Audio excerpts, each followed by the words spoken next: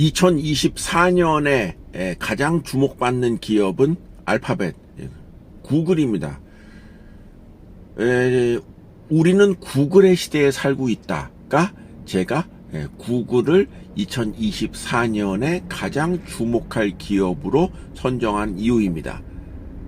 뭐 다 아는 얘기를 뭘 그렇게 강조하냐라고 이해를 하신다면은 저는 아주 현명한 분이라고 생각을 합니다. 구글의 시대에 살고 있습니다. 이 구글 그 검색하는 그 구글의 기능이 있고, 그 다음에 저도 이거를 만들지만은 유튜브라고 하는 천하무적의 동영상 플랫폼이 있습니다. 저는 이 두 가지의 무기가 구글의 그야말로 에브리띵이다. 그 이외의 사업도 뭐 합니다만은 그거는 뭐 그렇게 큰 주목을 받을 거라고 생각하지 않습니다. 그리고 경쟁자도 있고요. 그러나 검색 기능 구글과 유튜브는 저는 상당 기간, 좀 과장해서 얘기한다면 우리 죽을 때까지 이 플랫폼 안에 살 수밖에 없다라고 생각을 합니다. 특히 이 유튜브 저도 이제 합니다만은 우리나라가, 한국이 이 유튜브 시장을 살리는데 가장 혁혁한 공로를 세우고 있다라고 과거에도 얘기한 바가 있습니다만은 다시 한번 재차 강조합니다.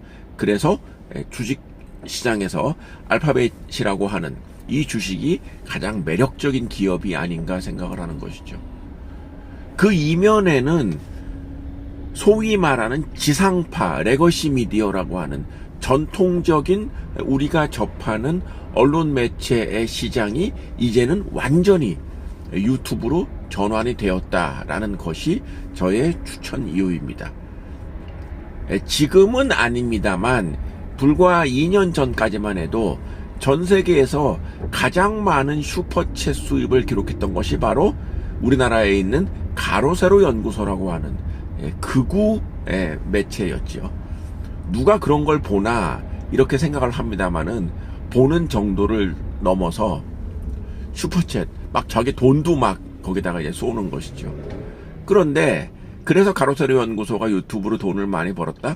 돈을 너무 많이 벌어서 그거 운영하는 사람들끼리 서로 싸우고 이제는 막 갈라서고 그 난리가 났었는데, 이 과정에서 조용히 미소 짓는 것은 바로 구글입니다. 왜냐하면 슈퍼챗 쏘면은요 한 30% 정도는 친절하게 구글에서 가져갑니다. 저도 이 조회수 있고 뭐 광고 뭐 이거 있지 않습니까? 그 수익에 친절하게 30%만큼은 구글에서 가져가는 것이죠. 가져가는 거 말고도 이제 이 만든 사람들에게 수입을 제공하는 것, 이 그 수익 구조가 전 세계에 수많은 동영상을 제작하는 사람, 아마 지금 이 순간에도 새롭게 구글에 도전하는 사람, 알파벳에 유튜브에 도전하는 사람이 많은 그런 상황인데, 이 많은 상황이 이제는 우리 한국의 경우에 기존의 지상파가 하던 이 역할까지도 이제는 완전히 구글이 가져가는 이런 상황. 근데 이런 상황이 우리뿐만 아니라 전 세계 거의 모든 국가에서 동시다발적으로 일어나고 있다라는 얘기죠. 심지어 미국에서도 지난 한 4, 5년간 굉장히 주가가 약세를 보였던 기업이 있습니다. 올해 설립 100년을 맞이하는 디즈니가 그렇습니다.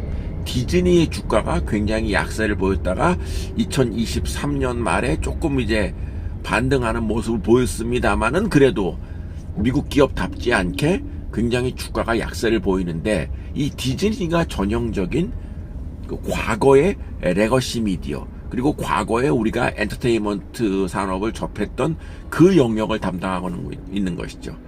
극장에서 영화를 보는 것, 뭐 영화 제작, 그리고 디즈니가 ABC TV라고 하는 미국 최대의 지상파 그 TV를 디즈니가 운영을 하고 있는데, 이 ABC TV에서 사실은 예년만큼 그 영향력이 높지 않다. 점점 미국도 이 지상파의 그 권위 그리고 영향력이 떨어지고 있는 그런 상황이었던 것이죠. 그래서 디즈니의 주가가 약세를 보이는 것.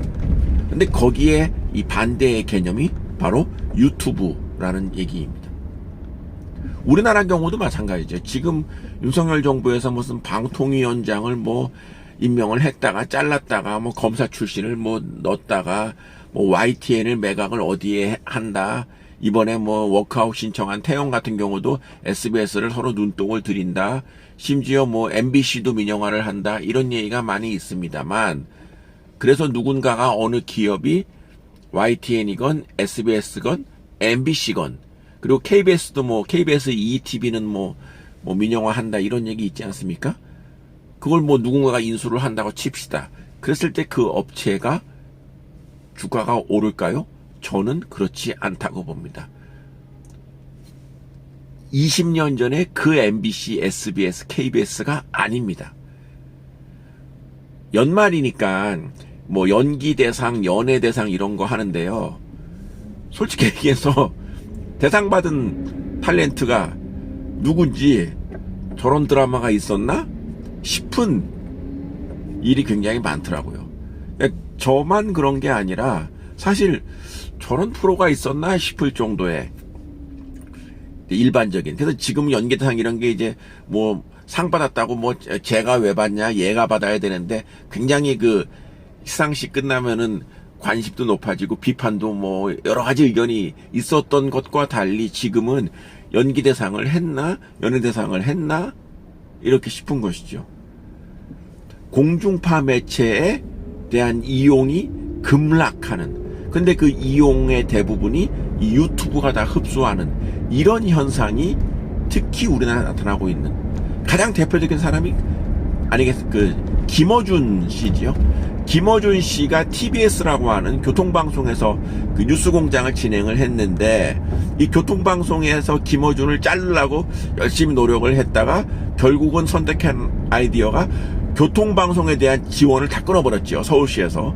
그래서 지금 TBS가 직원들 월급도 제대로 못 받는 이런 상황에 있고, TBS 방송국 자체가 이제는 없어질 지느냐 마느냐 그런 얘기를 하고 있는 상황인데, 그러면 정작 TBS에서 잘렸던 김어준 씨는 지금 뭐 하느냐. 모두가 아시다시피 김어준의 뉴스공장, TBS에서 하던 그 방식 그대로 유튜브로 옮겨서 하루 평균 생방송이 20만 명 내외가 시청하는, 그러면서 거기서 엄청난 수익을 올리는, 물론 이제 김어준의 뉴스공장은 뭐 슈퍼챗 이런 걸 받지를 않고 그냥 자발적인 보는 사람들로부터 이제 자금을 모집하는 이런, 그러니까 유튜브 플랫폼을 이용을 합니다만은 정작 수입은 유튜브 플랫폼에만 의존하지 않는, 오히려 더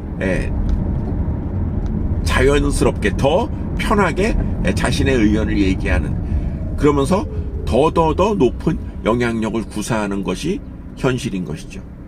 그러니까 극단적으로 과거로 말하면 지상파에서 쫓겨나면 뭐 불이익이 있던 시대가 아니라는 얘기죠.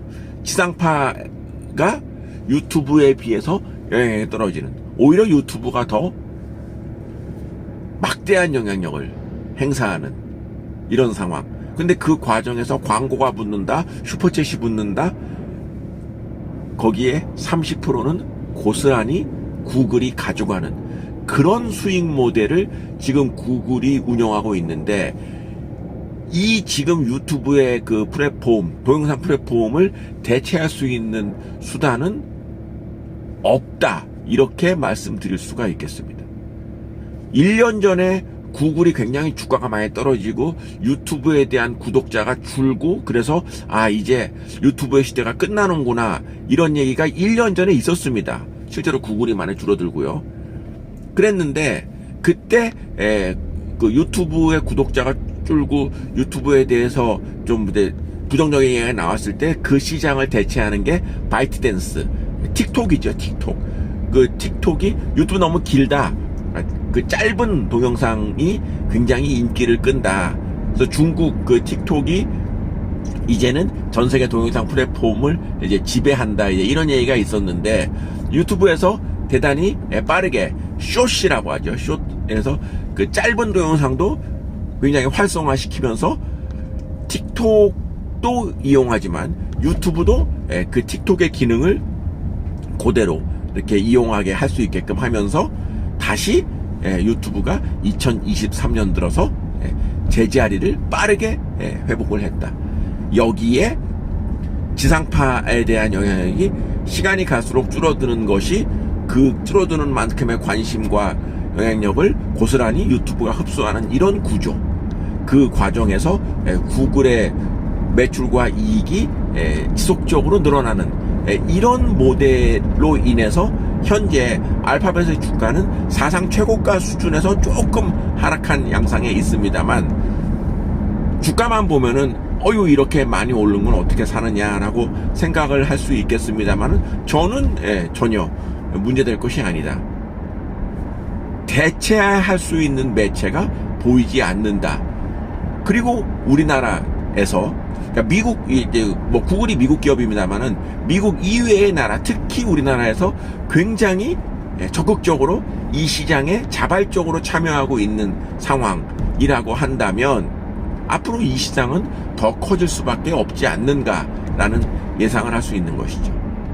마지막으로 구글이 지금 전 세계에 퍼지고 있습니다. 유일하게 지금 사업을 하지 못하는 나라가 있죠. 바로 중국입니다.